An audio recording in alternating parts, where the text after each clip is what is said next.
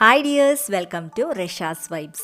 ഇന്നത്തെ വീഡിയോ നല്ല ടേസ്റ്റി ആയിട്ടുള്ള ഒരു ചിക്കൻ കറിയുടെ റെസിപ്പിയാണ് കേട്ടോ. ഹൈദരാബാദി ചിക്കൻ കറിയാണ്. കുറഞ്ഞ ചേരുവകൾ ഉപയോഗിച്ചിട്ടാണ് ഈ ഒരു ചിക്കൻ കറി ഉണ്ടാക്കിയിട്ടുള്ളത് കേട്ടോ.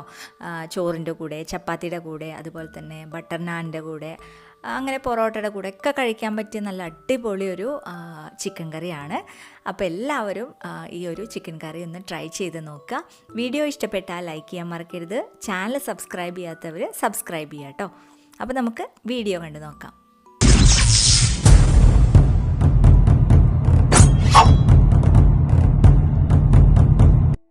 ആദ്യം തന്നെ ചിക്കനൊക്കെ നന്നായിട്ട് കഴുകി വൃത്തിയാക്കി വെള്ളമൊക്കെ വാർത്ത് കളഞ്ഞിട്ടുണ്ട്.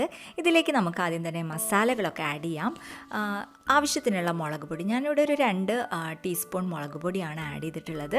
അതുപോലെ തന്നെ ഒരു 1/2 ടീസ്പൂണ് മഞ്ഞൾപ്പൊടി ആഡ് ചെയ്യുക. പിന്നെ വേണ്ടത് ആവശ്യത്തിനുള്ള ഉപ്പും അതുപോലെ തന്നെ ഗരം മസാലപ്പൊടിയും ഒക്കെ ആഡ് ചെയ്തിട്ട് നന്നായിട്ടൊന്ന് യോജിപ്പിച്ചെടുക്കുക കേട്ടോ. കുറച്ച് നാരങ്ങ നീരും കൂടിയും ചേർത്ത് കൊടുക്കുക, ഒരു പുളിക്ക് വേണ്ടിയിട്ടാണ്. പിന്നെ നിങ്ങൾക്ക് തൈര് ചേർത്ത് കൊടുക്കാം. ഞാനിപ്പോൾ തൈര് ചേർക്കുന്നില്ല, ഉണ്ടാക്കുമ്പോഴാണ് ചേർക്കുന്നുള്ളൂ കേട്ടോ. പിന്നെ ഇഞ്ചിയും വെളുത്തുള്ളിയും പേസ്റ്റ് ഇതെല്ലാം കൂടി നന്നായിട്ടൊന്ന് മിക്സ് ചെയ്തിട്ട് യോജിപ്പിച്ചെടുക്കുക.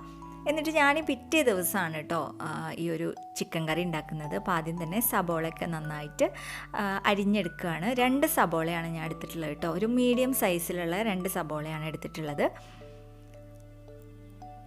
അപ്പോൾ അത്യാവശ്യം നൈസായിട്ട് ഇത് അരിഞ്ഞെടുക്കുക, കാരണം ഇത് നമുക്ക് ഫ്രൈ ചെയ്തെടുക്കാനുള്ളതാണ്. ഹൈദരാബാദി ചിക്കൻ കറിയുടെ പ്രത്യേകത അതാണ് കേട്ടോ. ഫ്രൈ ചെയ്തിട്ടാണ് നമ്മൾ ചിക്കൻ കറി ഉണ്ടാക്കുന്നത്. ഒരു പാന് സ്റ്റൗവിൽ വെക്കുക. ഞാനിവിടെ ഒരു നോൺ സ്റ്റിക്ക് കടായിയാണ് കേട്ടോ വെച്ചിട്ടുള്ളത്.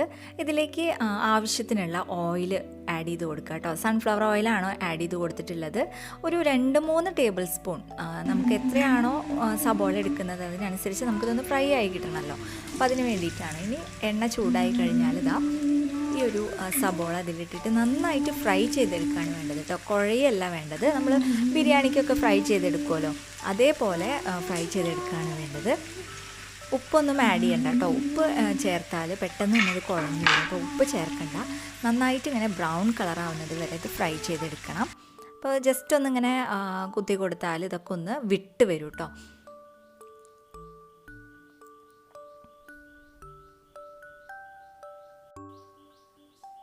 സബോളയൊക്കെ നന്നായിട്ട് ഇങ്ങനെ വഴണ്ട് വന്നിട്ടുണ്ട്. ഇനി നന്നായിട്ട് ഹൈ ഫ്ലെയിമോ മീഡിയം ഫ്ലെയിം ഇട്ടിട്ട് നന്നായിട്ട് ബ്രൗൺ കളറാവുന്നത് വരെ ഇതൊന്ന് ഫ്രൈ ചെയ്തെടുക്കുകയാണ്. ഉള്ളിയൊക്കെ നന്നായിട്ട് ഫ്രൈ ആയി വന്നിട്ടുണ്ട്. ഇനി തലേ ദിവസം റെഡിയാക്കി വെച്ചിട്ടുള്ള ചിക്കൻ ഉണ്ടല്ലോ, അത് ഇതിലേക്ക് ഇട്ട് കൊടുക്കുക കേട്ടോ. മസാലയൊക്കെ നന്നായിട്ട് പിടിച്ചിട്ടുണ്ടാവും, കാരണം തലേ ദിവസം റെഡിയാക്കി വെച്ചിട്ടുള്ളതാണല്ലോ.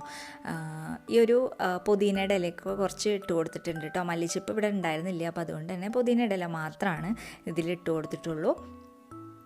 അപ്പോൾ കുറച്ച് സമയം പുറത്ത് വെക്കാൻ മറന്നു പോയിട്ടോ, തണുപ്പുണ്ട്. അപ്പോൾ ഇതെല്ലാം ഒരു 5 മിനിറ്റ് നല്ല ഹൈ ഫ്ലെയിമിലിട്ടിട്ടൊന്ന് ഫ്രൈ ചെയ്തെടുക്കാം കേട്ടോ.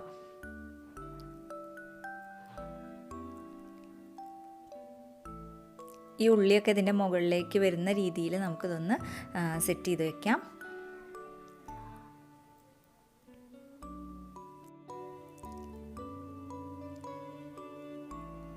അഞ്ച് മിനിറ്റിന് ശേഷം ഇതിലേക്ക് കുറച്ച് തൈര് ആഡ് ചെയ്ത് കൊടുക്കുക. ഒരു 2 ടേബിൾ സ്പൂൺ പുളിയുള്ള തൈരാണ് കേട്ടോ ആഡ് ചെയ്ത് കൊടുക്കുന്നത്. അപ്പോൾ പുളി ഇല്ലാത്തതാണെങ്കിൽ അതിനനുസരിച്ച് കുറച്ചും കൂടി ആഡ് ചെയ്ത് കൊടുക്കുക. പിന്നെ ഇഞ്ചിയും വെളുത്തുള്ളിയും പേസ്റ്റ് അത് ചേർത്ത് കൊടുക്കുക. കുറച്ച് ഗരം മസാലയും കൂടി ആഡ് ചെയ്ത് കൊടുക്കുക. നമ്മൾ ചിക്കനിൽ ചേർത്തിട്ടുള്ളതാണ്, കുറച്ചും കൂടി ഒന്ന് ചേർത്ത് കൊടുക്കുക. എനിക്ക് ഈ മസാലയുടെ മണം ഭയങ്കര ഇഷ്ടമാണ്, അപ്പോൾ അതുകൊണ്ട് തന്നെ ഞാൻ കുറച്ചധികം ചേർത്ത് കൊടുക്കുന്നുണ്ട്. ഇഷ്ടമില്ലാത്തവർ ചേർക്കണം എന്നില്ല കേട്ടോ. അപ്പോൾ 5 മിനിറ്റ് നന്നായിട്ട് ഫ്രൈ ആയി വന്നിട്ടുണ്ട്. ഇനി ഇതിലേക്ക് നമുക്ക് ആവശ്യത്തിനുള്ള വെള്ളം ആഡ് ചെയ്ത് കൊടുക്കാം. കുറച്ചൊന്ന് വേവണമല്ലോ ഈ ഒരു ചിക്കൻ. അപ്പം അതിന് വേണ്ടിയിട്ടുള്ള വെള്ളം, ചൂടുവെള്ളമാണ് കേട്ടോ, നല്ല തിളച്ച വെള്ളമാണ് ആഡ് ചെയ്ത് കൊടുക്കുന്നത്. ഒരു 2 കപ്പൊക്കെ ആഡ് ചെയ്ത് കൊടുക്കാം. ഇനി മൂടി വെച്ചിട്ട് നന്നായിട്ടൊന്ന് വേവിച്ചെടുക്കണം. ഒരു മീഡിയം ഫ്ലെയിമിലിട്ടിട്ട് വേവിച്ചെടുക്കണം കേട്ടോ. ഇതൊക്കെ ഒന്ന് ഇളക്കി ഒന്ന് മിക്സ് ചെയ്തിട്ട് ആ വെള്ളമൊക്കെ എല്ലാ ഭാഗത്തേക്കും ഒന്ന് ആക്കിയതിന് ശേഷം മൂടി വെച്ചാൽ മതി.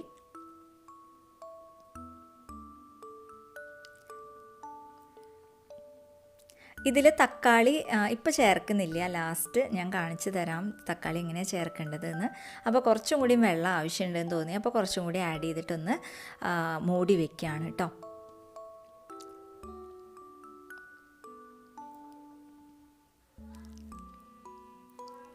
കുറച്ച് വേപ്പിലയും അതുപോലെ തന്നെ സർവ്വസുഗന്ധിയുടെ ഇലയൊക്കെ ഇതിലേക്ക് ഇട്ട് കൊടുത്തിട്ട് ഒന്നും കൂടി മൂടി വെച്ചിട്ടുണ്ട്. അപ്പോൾ ചിക്കനൊക്കെ ഏകദേശം ഇങ്ങനെ വെന്ത് വരുന്നുണ്ട്. ആവശ്യത്തിനുള്ള ഉപ്പ് ചേർത്ത് കൊടുത്തിട്ട് ഇളക്കി യോജിപ്പിച്ചിട്ട് ഒന്നും കൂടിയും വേവിച്ചെടുക്കാം കേട്ടോ.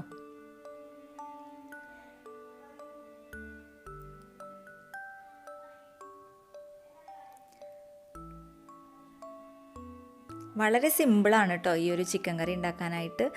അതുപോലെ തന്നെ ഒരു പ്രത്യേക ടേസ്റ്റാണ്. നിങ്ങൾക്ക് ചെറിയ ജീരകത്തിൻ്റെ നല്ല ജീരകം ഉണ്ടല്ലോ, അതിൻ്റെ ടേസ്റ്റ് ഇഷ്ടമാണെങ്കിൽ അത് കുറച്ചിട്ടാൽ വേറൊരു പ്രത്യേക ടേസ്റ്റ് കിട്ടും, ഒരു മണം കിട്ടും. എനിക്ക് ആ ചെറിയ ജീരകത്തിൻ്റെ മണം അത്ര ഇഷ്ടമല്ല ചിക്കൻ കറിയിലൊന്നും ഉണ്ടാവുന്നത്. അപ്പോൾ അതുകൊണ്ട് ഞാനത് ചേർത്ത് കൊടുത്തിട്ടില്ല. അപ്പോൾ ഒന്നും കൂടിയും അടച്ചിട്ടൊന്ന് മൂടി വയ്ക്കുകയാണ്. ഇനി ഞാൻ ഒരു തക്കാളി ജ്യൂസാക്കിയിട്ട് ജസ്റ്റ് ഒന്ന് മിക്സിയിൽ അടിച്ചിട്ട് ഇതിലേക്ക് ചേർത്ത് കൊടുക്കുന്നുണ്ട് കേട്ടോ.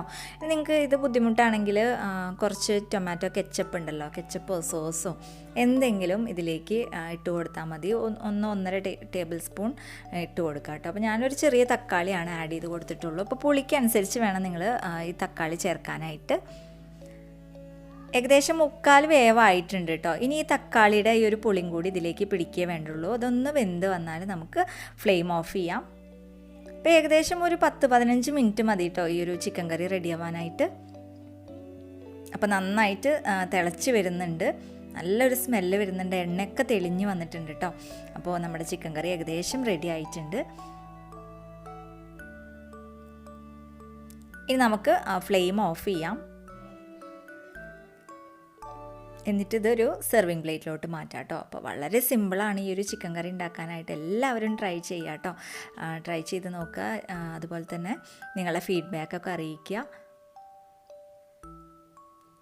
അപ്പോൾ നമുക്ക് നെയ്ച്ചോറിൻ്റെ കൂടെ അതുപോലെ തന്നെ റൈസിൻ്റെ കൂടെ ഒക്കെ നമുക്ക് ഈ ഒരു ചിക്കൻ കറി നല്ല കോമ്പിനേഷനാണ്. പൊറോട്ട അതുപോലെ തന്നെ അപ്പം എല്ലാത്തിൻ്റെ കൂടെ നമുക്ക് കഴിക്കാൻ പറ്റുന്ന അടിപൊളി ഒരു ചിക്കൻ കറിയാണ് കേട്ടോ. അപ്പോൾ എല്ലാവരും ട്രൈ ചെയ്ത് നോക്കുക.